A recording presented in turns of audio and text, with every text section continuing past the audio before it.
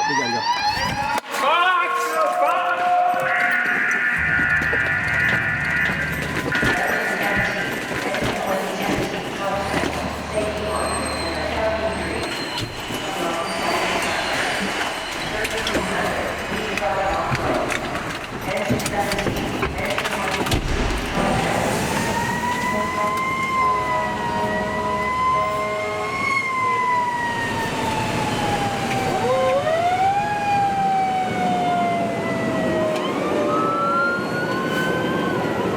So we try to get out of the house as quickly as possible, primarily because our district requires us to respond with purpose and intent, because a lot of our citizens don't have the things that some of our rural communities have.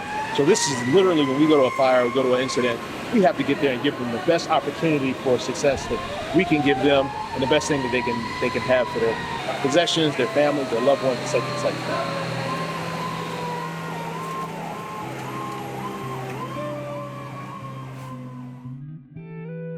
Oh, my first fire. Oh my gosh, it was like 4 o'clock in the morning somewhere in like garden style apartments, and it was me and another rookie. Gosh, I was 17, I think I was 17 years old, and it was a barn fire. It's just, I was nervous and my heart was beating really fast, but I was excited at the same time.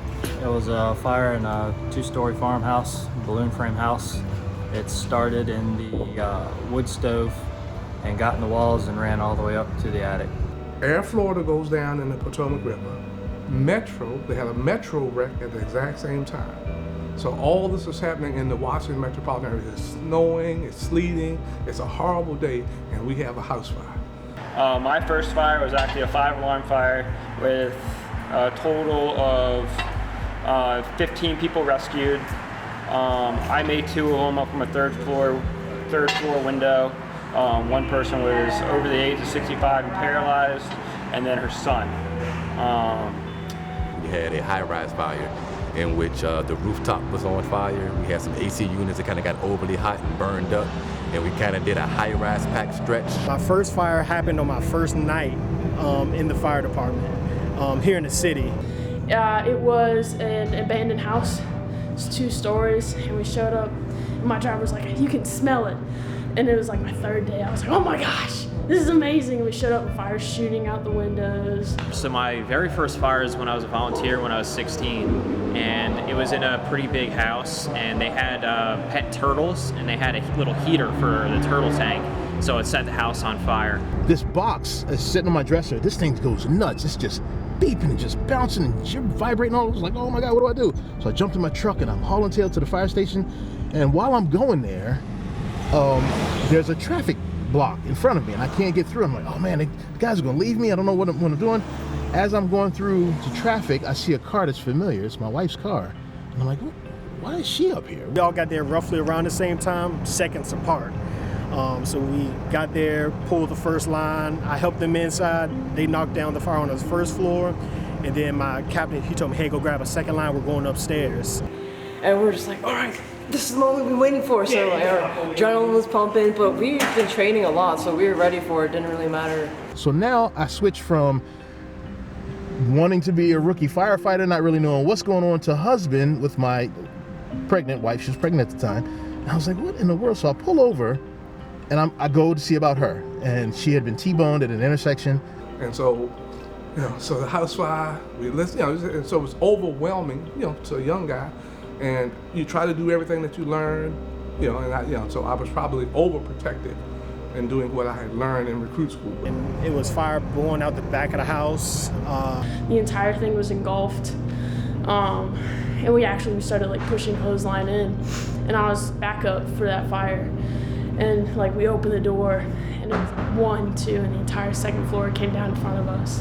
I remember sitting at the top, and I remember sitting there, and I'm like, it's getting hot.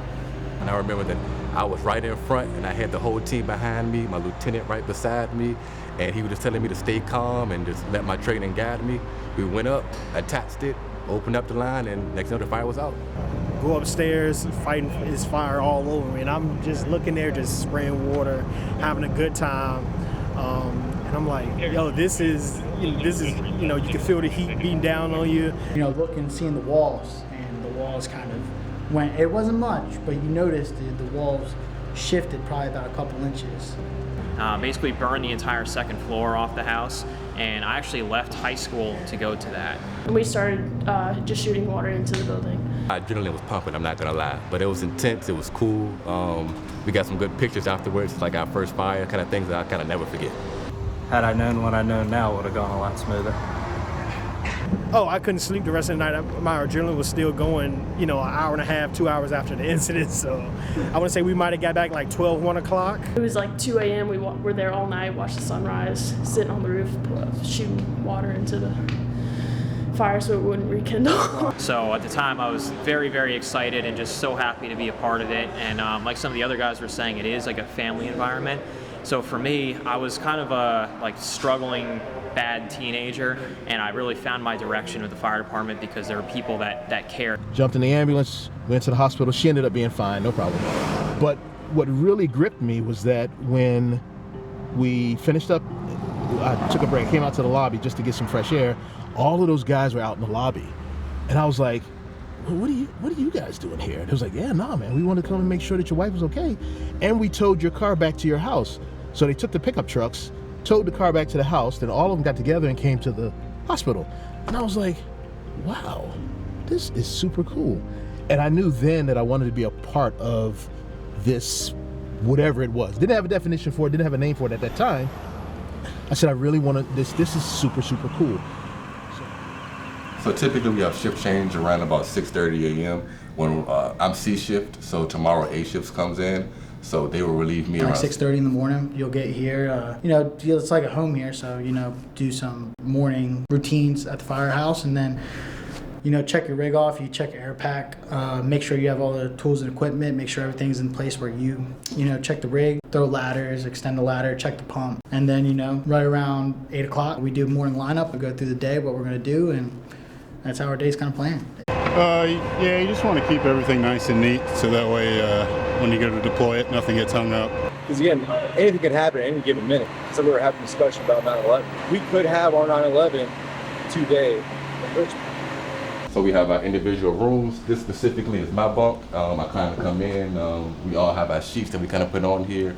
If you look up top, we also have an alarm system. So in the middle of the night, if tones go off, our rooms kind of glow red, and it lets us know the engine 17, and then what kind of alert that we have. And then we kind of all race out towards the truck. We do a lot of group training here, lifting, cardio, things there. We also have a track out there that sometimes we go around running if the weather permits. Pretty much just to stay fit, because this is really a physical job. Today is our Wednesday. We call that kind of our Firehouse Friday. So if you work a Wednesday, you know that you have the next 5 days off. You know, it's like cooking for a big family every day. You know, today I think we're cooking for 8, 9, 10, 12 people today. So, yeah, you know, it's just like Thanksgiving dinner every day almost. That's cool with chicken salad and pasta. Chicken salad for lunch, pasta for dinner. Sound good? And we pay for everything ourselves. We all split the price of the meal up. So okay. I just need one on here. You want it? Red? I was gonna go yellow. Brunch. Barry's pretty good at brunch. He likes waffles and pancakes.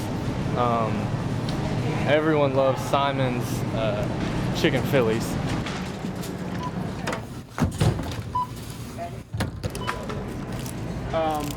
I know I don't have to do this, but when I catch y'all in here shopping sometimes, it's my way of saying thank you. Thank you so much. What's your name? I'm Pam. I'm a city resident, been here. Barry, nice to meet you. Born and raised in here. Okay. Yeah, thank you so much. If you bought our groceries, sometimes citizens will feel like they want to give back to us. So I'm local to the neighborhood. I had some leftover breads. These guys are just a great support, so I just want to donate and hopefully they can put to use over the weekend. Thanks, man. Appreciate you. Appreciate you guys. Yes, Thanks sir. for being in the community. Thank you. Yeah. We have both a truck and the engine here, so typically we kind of split who cooks one day. Usually it's the engine cooking 2 days in a row, and the truck kind of cooks 2. We do pretty much lunch and dinner together. We actually have a specific kind of rule here that our chief kind of implemented, and that it's usually 10 minutes after the last person finished eating. We kind of sit, we talk, we bond, we chat, we laugh, and things of that nature, and it kind of just brings up like morale and camaraderie around here. A lot of us are friends outside of work because we spend so much time together. It's like we're family. So we'll try to get the group together out of work. Any sort of stress or problems that you have, you kind of get it out at the kitchen table. So maybe you have some issue at home, say, hey guys, I got this issue at my house. Does anybody know how to fix it? And somebody at the table probably does. And if they don't, somebody else in the department does, and they know who to call. The reason we train so much is to create a muscle memory. So at 2 in the morning, when we need to pull that 400, there's no doubt, there's no question, there's no hesitation on what to do.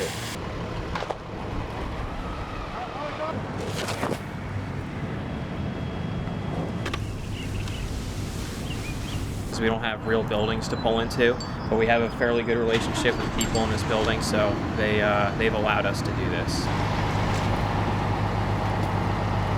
Coming up. All right, come through the door.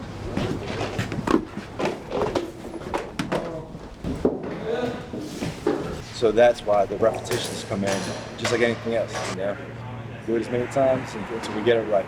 Do as many times that we can't get it wrong. When your heart rate is really high, you got the adrenaline pumping, you want to be able to revert back to training without having to think about it. Let's say a normal day is about 10 calls for us. It's not abnormal to do 15, but we have our days where it's 5. So you have the engine here, but each seat has a specific role. You have the driver who sits here. He pretty much leads us to our direction and where we're going. My officer, which is lieutenant, who you just met, he kind of sits the captain over at this side. He kind of directs the driver where we're going, issues out the orders, speaks on the radio, calls out commands, and things of that nature. Behind him, you have where I'm sitting for the day. That's our nozzleman seat. What the nozzleman does is my responsibility. When we get to a fire or something like that, I hop out, I go immediately to our hose line, and I'm directed to the fire. So my responsibility is pretty much getting to that fire and putting it out. On the opposite side where you're going to be sitting, that's where the hydrant seat is, or the backup person. He pretty much assists me in everything I need to get done. If we get to a fire, he's running to the door to make sure it's opened up for me, to make sure I can get in as fast as possible. He's helping me carry the hose in, things of that nature.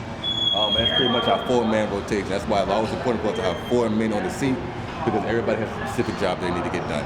Because we have a unique district here where we cover Belle Isle, which is a small island in the river, that attracts a lot of people to do different things than other districts, because people have campfires out there, so they set brush fires. There's a lot of water-related emergencies out there. So when the river call comes in, the river rescue guys will put in at one of the entryways. The one right over your shoulder right there is Tredegar Street. They put the boats in there, and I'll come up here where I can get a bird's eye view of kind of what's going on, and then give them a report. Hey, I see what it is, I see the problem, or I don't see the problem.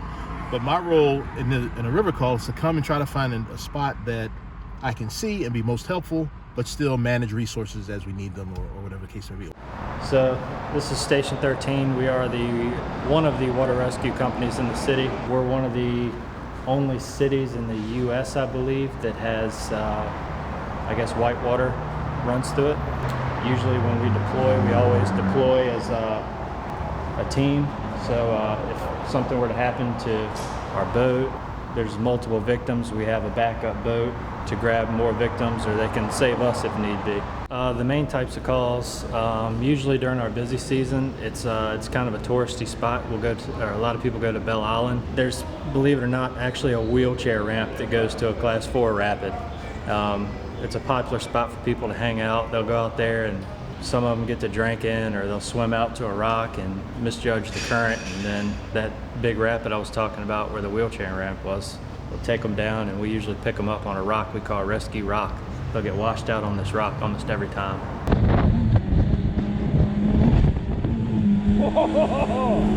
I've always loved the water, especially like the river. When I came to Richmond, I found out about the water rescue team, and I immediately was just drawn to it.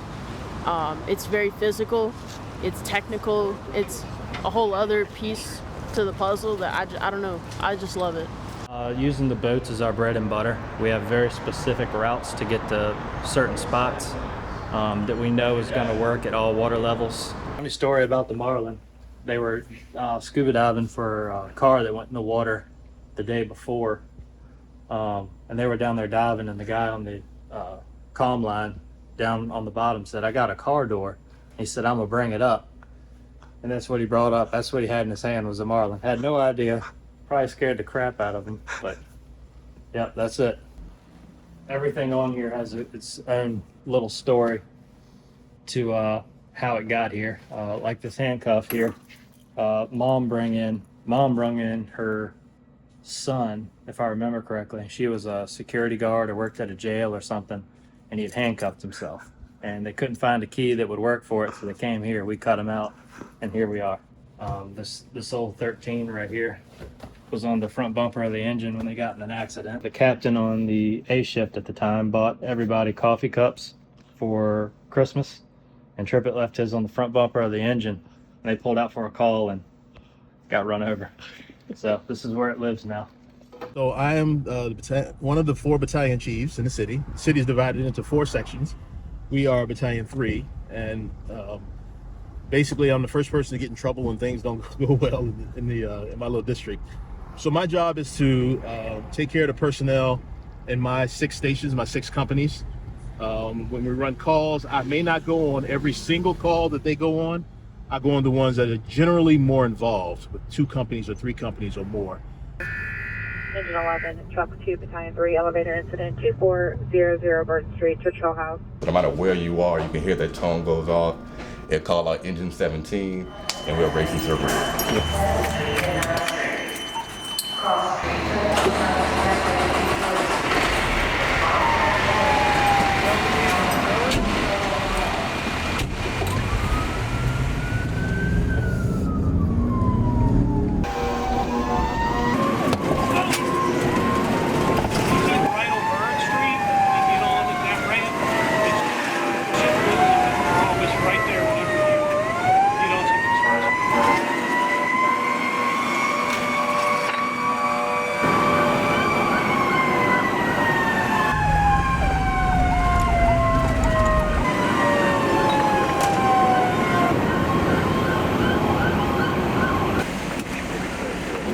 So when the guys arrive, all of the crews arrive, generally they're full of adrenaline, they're moving, the trucks are rolling really fast and everything. And then they have this energetic vibe when they get there. There's a lot of energy when a group of fire trucks shows up at your home. There's a degree of energy that comes with that. Well, my job is to come in and just kind of bring some calm with that and try to make some headway out of chaos. So that's primarily what I do. So this was burnt food that was left. I guess the occupant says they were in a rush to get out, and the son was cooking, and they all left, and I guess they forgot that something was still on the stove, burnt up, and whatever was on the pot put out a lot of good smoke. I mean, I can tell right now, but there's black smoke all over the kitchen, all over the living room, and it just so happened that she came back and found it. So if she didn't come back, I mean, we'd probably be working a natural house fire right now. Yeah, that was as close as I've seen in a long time without taking off. I just put a 10-footer. So we're going door to door, making sure everybody has working smoke detectors. The main purpose of those canvassing walkthroughs of the community is to check for working smoke detectors, and a lot of people actually don't have working smoke detectors at all in the entire home. Especially with some of them being so high up because of the ceiling height. Yeah, if you get them and you call us back out, we'll come in, we'll help you assist you install them. Yes, ma'am, no problem at all, no problem at all. As the fire department, we carry a certain amount of smoke detectors, and we'll go in and install them if they need them. If not, then we just do some education as far as make sure you check the batteries in your smoke detector, make sure they're operational. Honestly, I got out of the Army and I was like hopping around jobs, just trying to figure out what I was going to do with my life, and met a couple guys who were already in the fire service, and they were like, "Why don't you just do that?" And I was like, "That's a great idea." The old adage that a family that prays together stays together, or when in the fire service, a family that eats together stays together and gets along a lot better. And the meals are like one of the more important parts of the day because it gives everyone a chance to decompress in their own way and talk about what just happened or what could happen or some training ideas or some thoughts. But really it's about the fellowship. Really it's about you're having a meal with your crews, You're talking about the day, you're talking about the good, the bad, you're talking about things you don't understand. And it's just a time to relax and unwind, sort of, because if the bell goes off, everybody's, dropping forks and out the door. Maybe you can melt some cheese over them and have a little chili cheese fries or something like that. Cheese, I got some right here. I've been here for 22 years. This August will be 22 years. And it's been an amazing ride, for sure. I signed up to be able to come and help people. And it was more than money, more than a show, more than anything else that could buy, to be able to say that, you help somebody on a bad day, on their worst days. Definitely a one-of-a-kind feeling. You don't get it at a lot of other workplaces. The camaraderie and, the kitchen table. You solve the world problems at the kitchen table, some would say. Yeah, there's a lot of laughs, and if the walls can tell stories in the firehouse, they'd have some really good ones, for sure. I definitely know that I've got more than 2 handful of people. Not that I would, but if I called them at 3 o'clock in the morning, there wouldn't be any question. And their wives wouldn't question it. They'd be answering up, what do you need? I want them to be, always want to go home safely, and I hope that their day at work has made them better, as well as the community better. A simple answer, that's it. I have one single mission, to make sure everyone goes home safe. It feels like a family in a sense, and I kind of wouldn't want to be anywhere else.